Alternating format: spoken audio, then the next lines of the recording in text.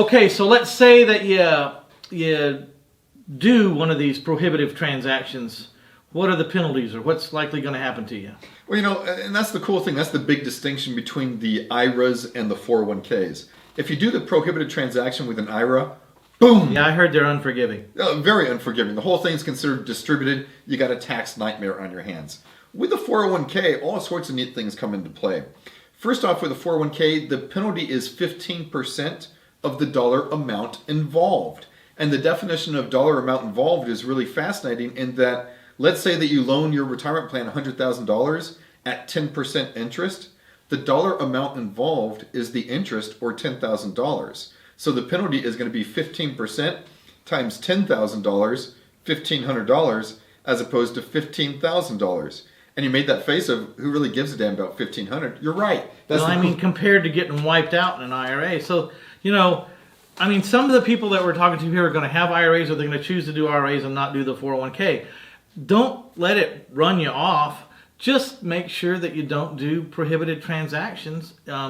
If you're at all unsure, pick up the phone and make a phone call, run it by Tim or someone who knows what they're talking about. Absolutely. And make an educated decision. Like you said, people that you give them the advice all the time, they go ahead and do it, or they think they're going to be sneaky and work around it or whatever. Mm-hmm.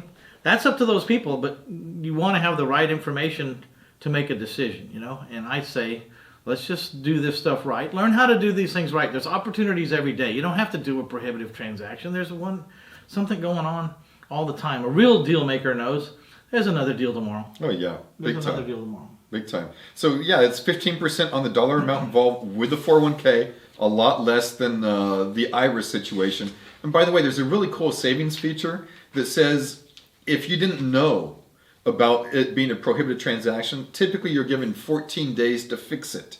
And a lot of people aren't aware of that, and they think, oh my gosh, I did it, and I've got so many penalties and all that. And they don't know of these saving features that are built inside the plan. So you also have 14 days to clean up your act and not even have to pay any penalties.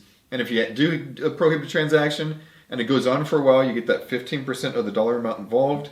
And then the big killer, though, is the IRS comes in and says, hey, you're bad, you did a prohibited transaction. You have a year from that time to fix it. And if you don't, the penalties go up to 100%. Now, I don't know why people wouldn't fix it, but there's interesting people out there.